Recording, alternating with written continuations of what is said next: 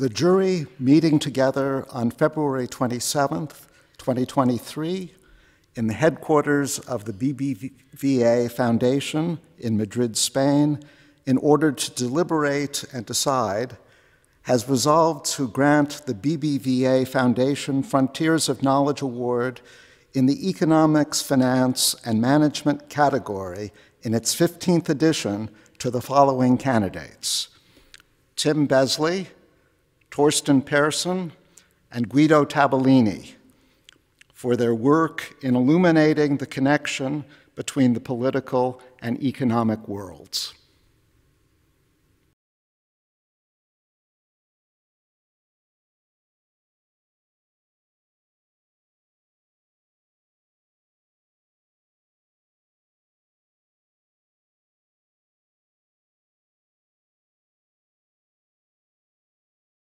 What innovations has modern political economy contributed to economics? I think there's sort of two elements to that. The first one is a better understanding of how policies that we see get chosen and how that relates to the institutional environment in which they're determined, whether they're determined, for example, in a democratic policy setting or a non-democratic setting.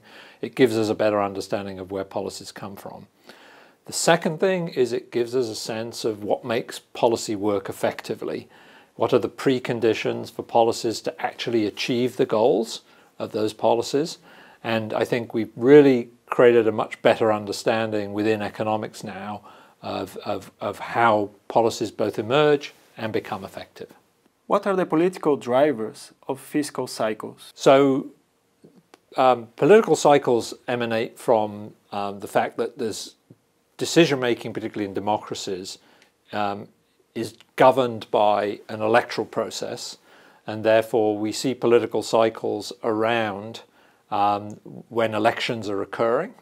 But also some elections have different features. For example, it may be that the incumbent that makes decisions in this electoral cycle can't stand for office again. And in some of my early work on the United States, I looked at governors in the US states that could or could not be re-elected. And in that work with Ann Case, we found that electoral cycles could be related to the political incentives of the incumbent governors. What factors determine state capacity, and what importance does this have to understand why some countries develop more than others for both an economic and institutional standpoint? So in my work with Torsten Persson, we identify state capacity as the bedrock, if you like, on the basis of which effective government policy is determined.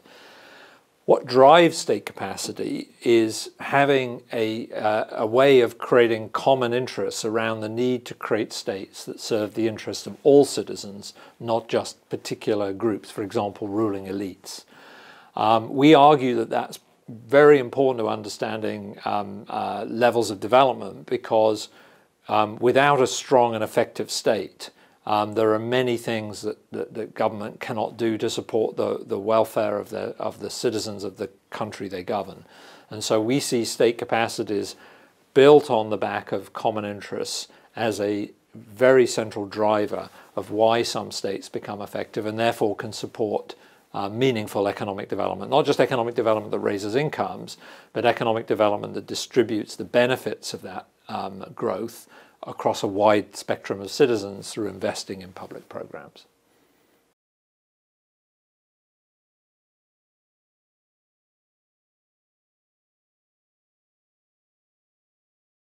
How would you define modern political economy, and what role should empirical evidence play in the field of research?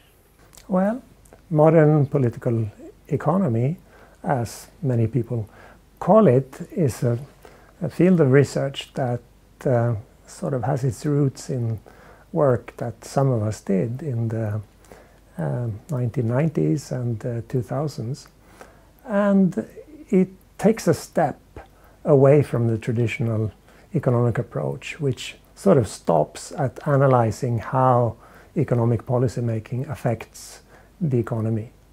Here, the next step, if you like, is to ask how economic policy itself gets done.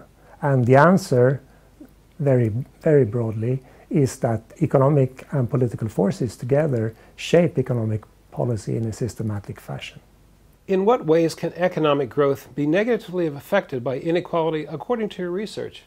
The first paper we wrote on how economic growth and inequality hang together was from the 1990s, and this is my joint work with Guido Tabellini, a co-recipient of the prize, where we emphasized how when some people are worse off, and much worse off than the majority, then they may want to ask for a lot of redistributive policies.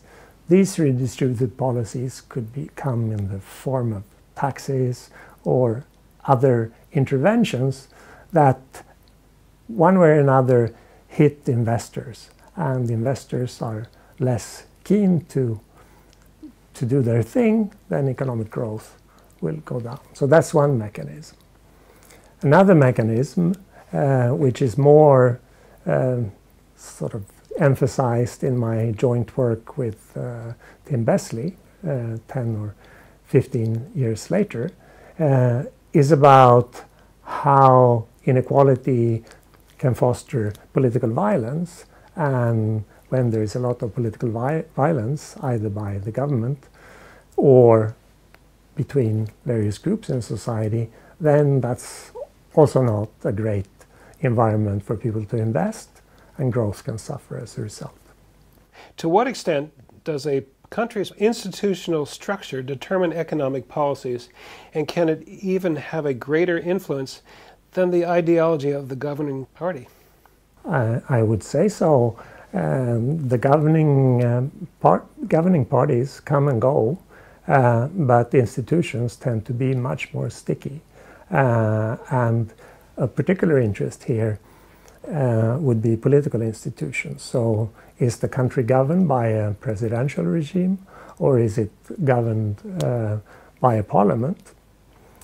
Are politicians elected by plurality rule like they are in the US or the UK, or are they elected by proportional representation as in many other countries? These are examples of institutions that map systematically into different economic policy outcomes. So I would say, yes, it's more important than ideology.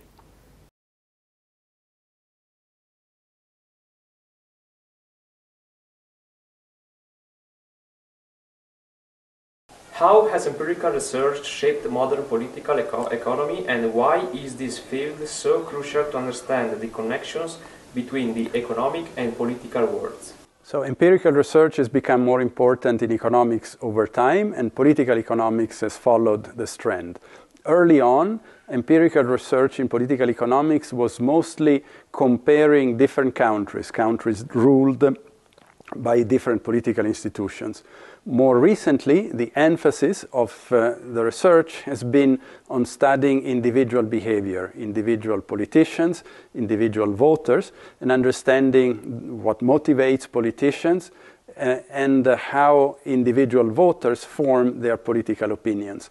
And this kind of research is key to understand how policy decisions are made, reflecting the political incentives of politicians and the demand of voters in society. How do features of political structures such as the parliamentary system or electoral majorities influence economic policies such as taxation, redistributive programs, or public good provision? So in a democracy, there is a key distinction between institutions that concentrate political power in a single party, as in majoritarian electoral systems, or a single individual, as in a presidential regime, versus institutions that diffuse power among several parties or several groups. This distinction is important because it shapes the incentives of governments. When there is a single party in government with concentrated incentives, typically the policy is efficient from an economic point of view, but the benefits are directed towards a subset of the population. Institutions that instead diffuse power, like a proportional parliamentary system, tend to have policies that please many people, so public good provision is enhanced because it benefits all, at the expenses of inefficiencies, because coalition governments tend to spend more than single-party governments, and their policies are intertemporally less efficient. We accumulate more public debt, larger deficits in such systems. What is the relationship between identity politics, economic shocks, and polarization? What interrelations has your research revealed between culture, politics, and economy? So we all have multiple social identities. I am Italian, I am an economics professor, I belong to a certain age group. Which of these identity prevails at a given point in time is important because it shapes my view of the world. And social psychology has revealed that social identity exasperates conflicts between the in-group and the out-group. It has also revealed that which identity prevails depends on which conflicts or which issues are more salient in society at a given point in time. In the past, in the 60s and 70s, the salient conflict was over economic redistribution between individuals who belong to different economic classes, working class versus upper class. And that led to polarization over economic redistribution. Now, because of globalization and technology, the salient divide has more to do with education than with income. And the division is between highly educated individuals and less educated individuals. But education shapes our view of the world on many issues, like our attitudes towards immigration, race relations. And so these new salient shocks have created a cultural divide between conservative and progressives on issues like immigration, civil rights, and race relations. And that's a result of changing social identities.